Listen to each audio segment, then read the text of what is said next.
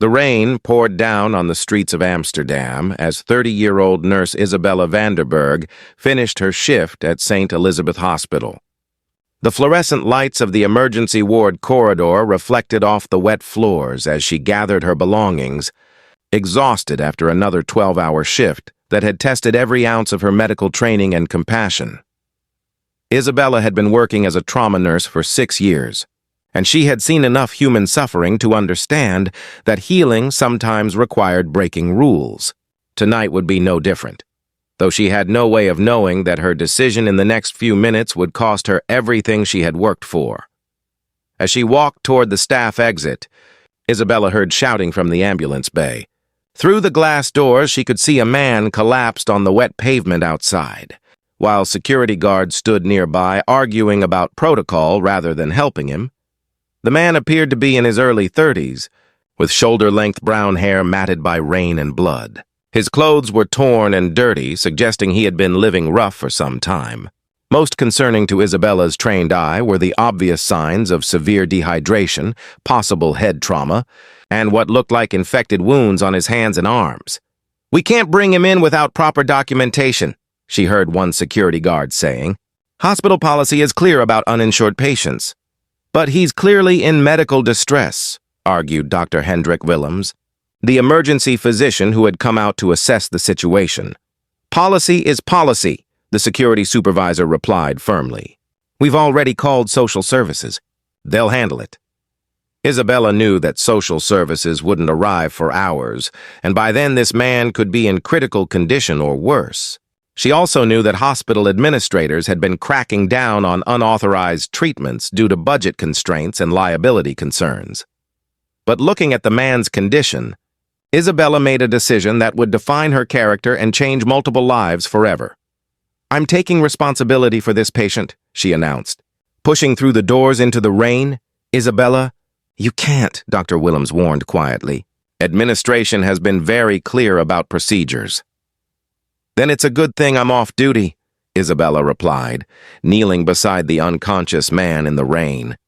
"As a private citizen, I'm calling for emergency medical assistance for someone in distress." The security guards exchanged uncertain glances as Isabella began her assessment.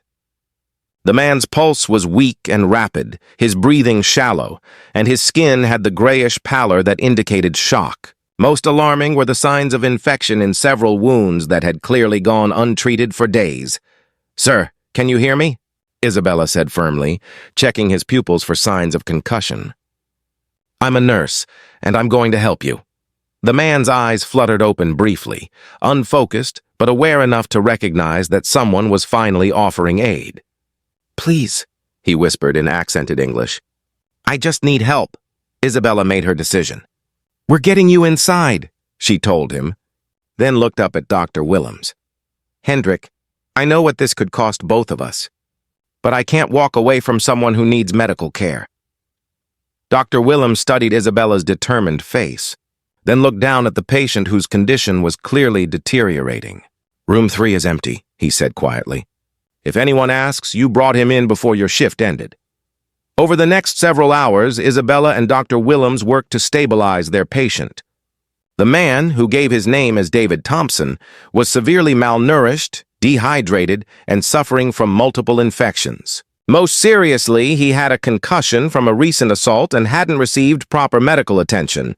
"How long have you been on the streets?" Isabella asked gently as she cleaned and dressed his wounds. 3 months, David replied weakly. "I came to Europe for work, but everything fell apart. Lost my job, couldn't afford housing, got stuck without proper documentation to work legally." Isabella could see the shame in his eyes as he shared his story, and she recognized the look of someone who had never expected to find himself in such circumstances.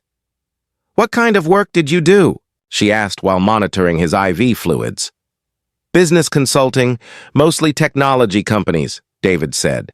"I had my own firm back in Boston, but I made some bad decisions, trusted the wrong people, lost everything and came here thinking I could start over."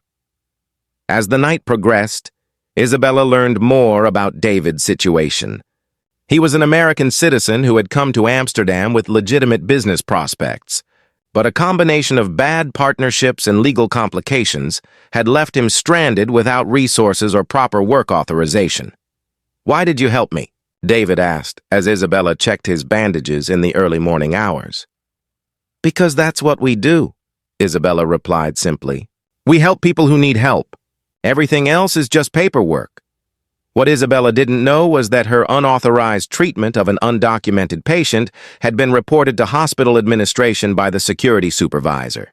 When she returned for her next shift 2 days later, she was called into the administrative office and terminated immediately for violating hospital policy.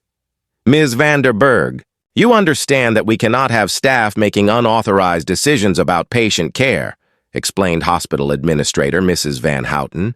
"Liability issues aside, we have protocols that must be followed." "I understand," Isabella replied with quiet dignity. "I would make the same choice again." "That's exactly why we cannot retain your employment," Mrs. Van Houten said, not unkindly. "Your compassion is admirable, but it makes you a liability to this institution." Isabella cleaned out her locker and left St. Elizabeth Hospital, knowing that her actions had likely ended her career in Dutch healthcare. The medical community was small, and word of her termination would make finding another position extremely difficult. What she didn't know was that David Thompson had been discharged the previous day and had been trying to find her ever since.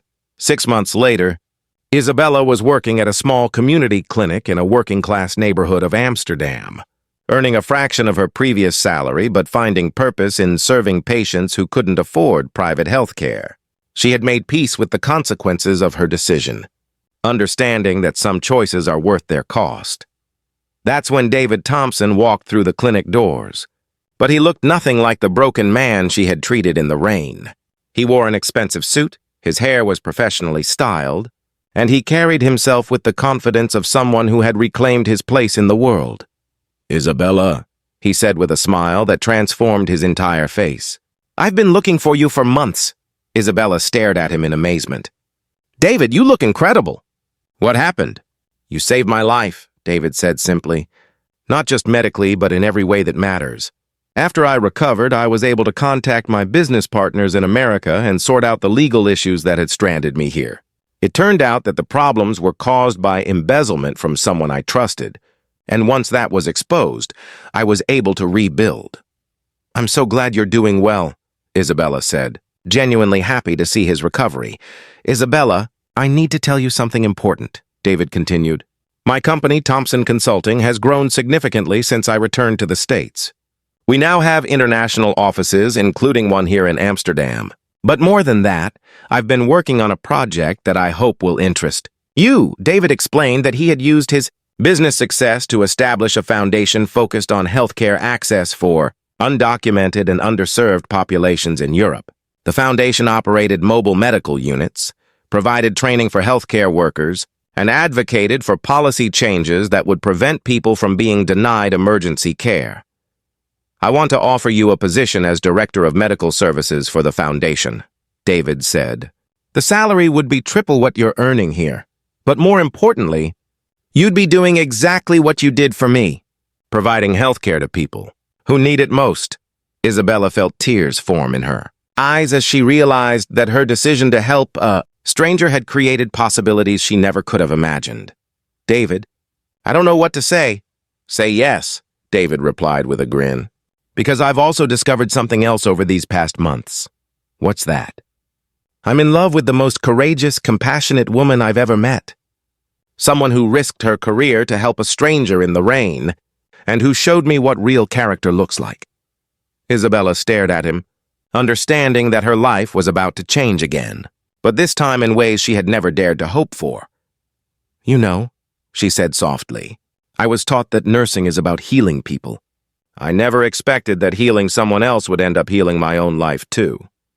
2 years later, the Thompson Foundation had become one of Europe's most effective healthcare advocacy organizations, and Isabella had become not just its director but David's wife and partner in every sense. Their wedding had been held in the same hospital where they met, with Dr. Willems officiating and staff from community clinics across Amsterdam in attendance. "You know what I learned from that night in the rain?" David said during his wedding speech, looking at Isabella with obvious adoration. that sometimes the most important business decisions aren't made in boardrooms, but in moments when we choose to see another person's humanity and respond with compassion. Isabella didn't just save my life. She reminded me what life is actually for. Isabella smiled, thinking about the journey from that rainy night to this moment of celebration and purpose. And I learned that sometimes losing everything you think you want is exactly what you need to discover what you're really meant to do, she replied. Taking care of people isn't just my job. It's who I am. David helped me build a life where I can do that without limits. Sometimes the most important rules are the ones we break when our conscience demands it. And sometimes the greatest risks lead to the most beautiful rewards.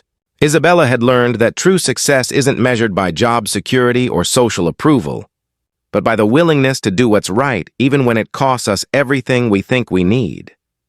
If this story inspired you to believe that following your conscience is always worth the risk, please give it a like and share it with someone who understands that the most important choices are often the hardest ones. Subscribe for more stories about courage, compassion, and how helping others can transform our own lives, and let us know in the comments about a time when doing the right thing led to unexpected blessings. Sometimes the most valuable careers are built not on following rules, but on following our hearts.